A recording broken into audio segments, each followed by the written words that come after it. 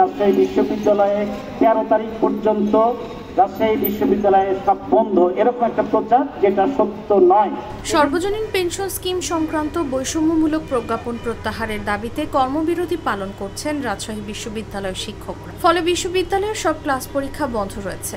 সোমবার সকাল থেকে সর্বাত্মক আন্দোলনের কর্মসূচি ঘোষণা করেন তারা। এদিন বেলা 11টা থেকে 12টা পর্যন্ত শহীদ তাজউদ্দিন আহমেদ সিনেট ভবন চত্বরে অবস্থান কর্মসূচি পালন করেন। অন্যদিকে বিশ্ববিদ্যালয়ের অফিসার সমিতিও 1 থেকে 3রা জুলাই পর্যন্ত লাগাতার কর্মবিরতির ডাক দিয়েছে। আমরা তো আগে থেকে পেনশনের আওতায় ছিলাম, আমরা কেন ওখানে অন্তর্ভুক্ত হব?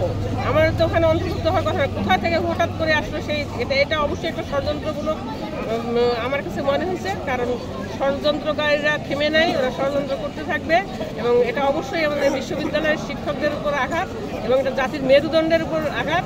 আমি মনে করি শিক্ষাই জাতির মেরুদণ্ড এবং এখানে মেধাবী শিক্ষার্থীরা আসে, আমাদের মেধাবী শিক্ষার্থীরা, আমাদের মেধাবী ছাত্ররা এখানে আসে। ভবিষ্যতে যদি এইসব সুযোগ সুবিধা কিংবা এইসব অধিকার থেকে আমাদেরকে বঞ্চিত করা হয়, তাহলে মেধাবী শিক্ষার্থীরা এই জায়গায় আসবে না।